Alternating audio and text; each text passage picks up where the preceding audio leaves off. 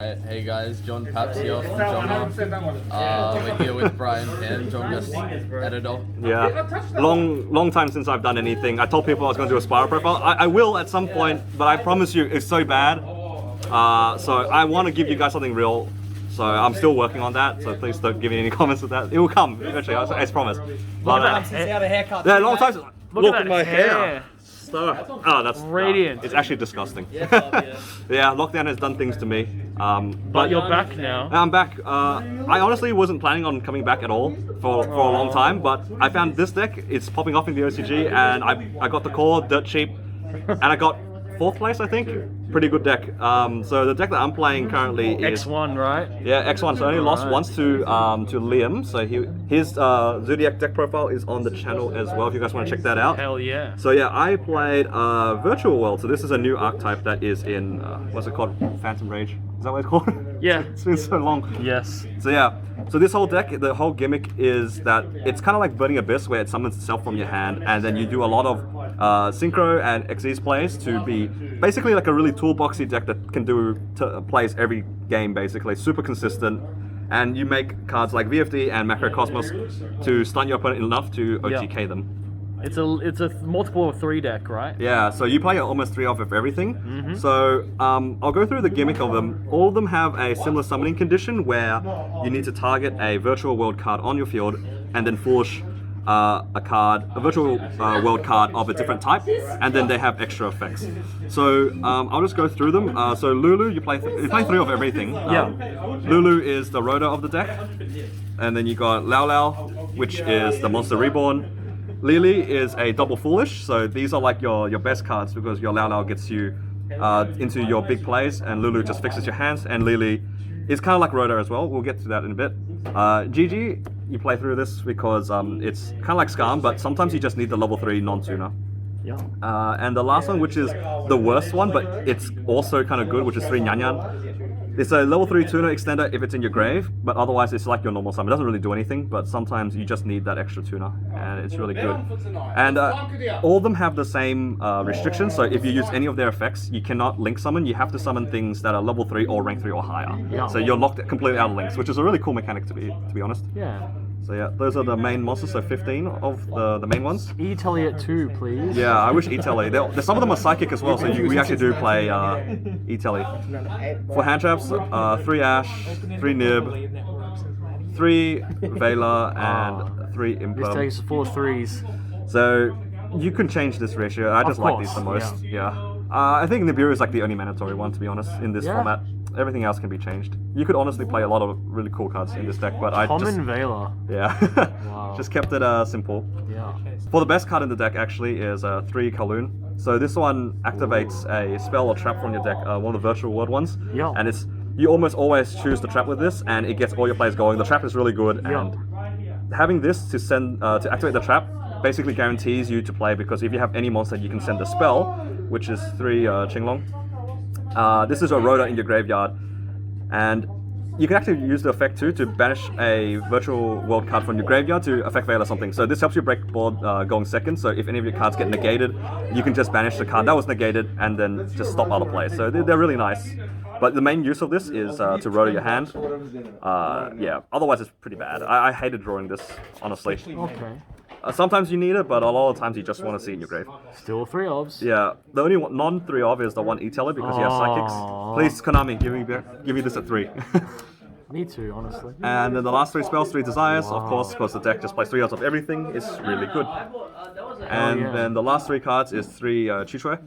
It's such a simple deck. Yeah, it's so nice. It's kind of like Prank Kids in a sense, Yeah, where it you just is. play 3 of everything and play Desires. Yeah. So Chichue is really good because it shuffles 2 of your banished cards into to destroy a card on the field face up. It also has a second effect in the graveyard where if you banish it, you can change any of your virtual world monsters to go up 3 levels or go down 3 levels, and this is how you go into a lot of your extra deck monsters. It's really good. I see some OCG lists playing too, but if you resolve Desire once, you definitely need either access to one in your deck or have it in your hand, because it's one of your main form of interruption, and it's like a combo piece as well. So 3 I think is correct for this. Hell yeah. So yeah, it's literally 13 3 ofs and 1 E-Telly, I think. I think that's how it goes. So for the how the deck works is the whole deck revolves around this card, Shen Shen. Shen. So on the field, it's a macrocosmos for any cards on the field. So anything that leaves the field goes to the banish, which is really good against a lot of decks. Like Dragon Link, it like has a rough time against this. I think a lot of random decks have a rough time against this. Yeah, it's just a really solid card, and it's really easy to summon. And it also comes back as well because it has a second effect where you can banish two monsters with different attribute and types, and you summon it back. So even if your opponent outs this, the next turn it just comes back. So it's really, really strong.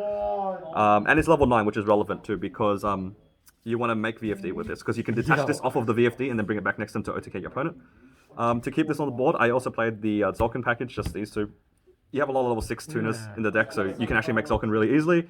And to get Crystal Wing, so you have this protected by Crystal Wing. Really annoying board for a lot of decks because you just need to stun them for one turn and just bring this back to kill them.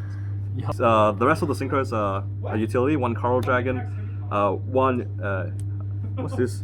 Juju. Juju. Okay. I haven't really summoned this that many times, but it's quite good. They're just like toolboxy cards here. One Croc. Sometimes you use this one to make the VFD, so you just draw cards and then use this as VFD material. Or if you can't, you can still use this as an interruption because your hand tends to be quite full, so you can use the second effect to destroy cards too. More utility cards, one Vermilion Dragon. So, it's an old card, just pop card on the field. And this deck has a really good time because you hard make a lot of the level 9s a lot and it makes a Cloud Castle alive.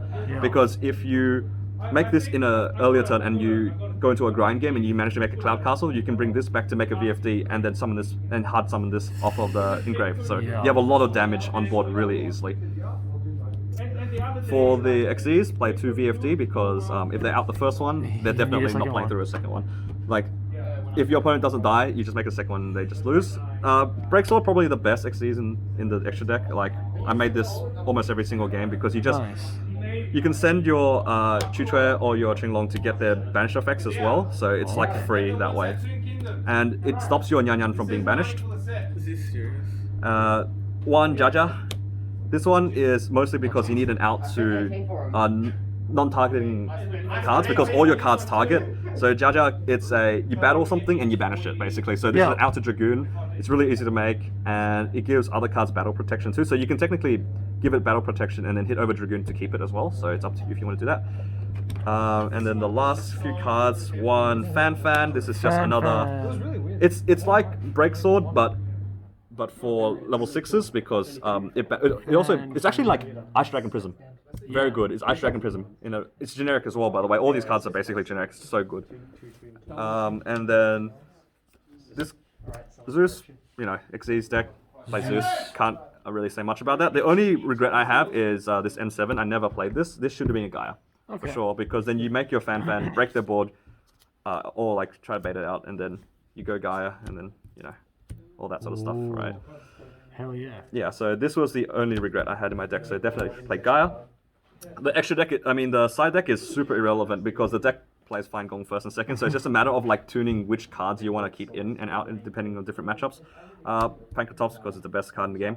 I played 4 Kaijus because I didn't know what else to play, and this is a safe card to play because you never side out any of your engine, so you kind of just side out your hand trap. So if you are forced to go first or second against like what you think you're going to go, these Kaijus are always going to be good. Lancia for like crap decks. Duster and Storm for other crap decks, and then evenly matched. It's just like a bunch of like really strong blowout cards, depending on the matchup. It's because if you don't know you're going first or second, cards like Ash and Veiler and Imperm are kind of like limited effectiveness if you don't, like depending on the matchup, so you just change them out for more effective side deck cards. Definitely. And even if you are baited into like going first when you side these in, it doesn't matter because you don't change any of the cards in your engine at all. So it literally doesn't change anything. Like sure, you lose some interactions if you side these out going first for these cards, but if your opponent can't out a VFD with a Shen Shen on field, they're just going to lose anyway. Yeah, I think the only card I never really sided out in the entire deck was Nibiru. Everything else was in and out depending on the matchup. Nibiru is just too good right now. This deck also has a really bad time against Nibiru, but depending on how fast you can get the Sulkin out, you can play around Nibiru. So, yeah, that's pretty much it. I think this deck has a lot of potential, honestly. The fact that it plays a very small, compact, consistent engine, because all you really need is Lily or Lulu to do everything. Lulu, honestly, is the best card. Like, it's very cheap now too, isn't it? It's currently cheap. Yeah, I recommend if you reckon just buy it out. Honestly, this is like Buy it. it's like Sky Striker. You see Ray, you win Yeah. the game. You Salamander, you see Gazelle, you win the game. Zodiac, you see any zoo, you win the game. Super good, strong card. Like, yeah, highly recommend you guys try this deck. It's Alright. cheap right now, so buy it while you can. I don't know if the deck's going to catch on. I don't think this can be like a top meta because there's a lot of cards that counter it, like Lancia. Yeah. Lancia is a very popular card. This deck loses to like a lot of random trap cards like Ice Dragon Prison and Torrential Tribute. Even Book of Moon can just end turns. So I don't know if it can be a top meta contender, but definitely a really good deck that kind of has the same status as Hero, I think. But yeah, that's Alright. all there is from me. Brian, you're back on the channel. I'm back. Damn. Time to take another 6-month break. Damn. Where's your mask? It's alright, viewers. His mask is off screen. Yeah. So No this, COVID violations here. yeah. Remember, guys. Don't forget Jonga 5% off at Jonga5 at codexfactory.com. Shout out to our boss, Kevin Shearer. Yeah, actually, shout out to him a lot because like I picked Our these cards Overlord. off of him like Yeah. a few days ago. So if it wasn't for him, this was not possible. So Thanks, Daddy. Hooray! anyway, Sponsors. Alright. yeah. See you guys.